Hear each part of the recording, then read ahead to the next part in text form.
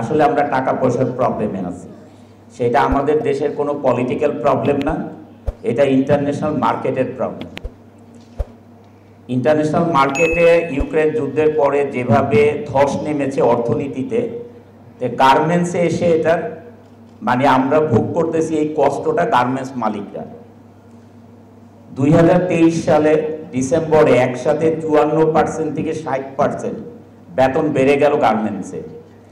একই সাথে gas bill 12 টাকার থেকে 32 টাকা 50 পয়সা পার ইউনিট বেড়ে গেল।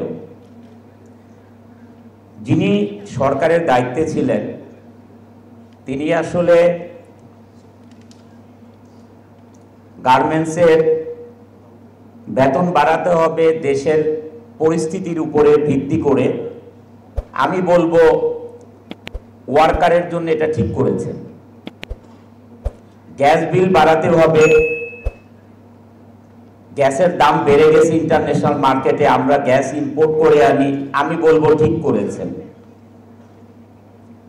কিন্তু গার্মেন্টস মালিকরা টাকা কোথায় পাবে এই কথাটা বলার তো কেউ নেই।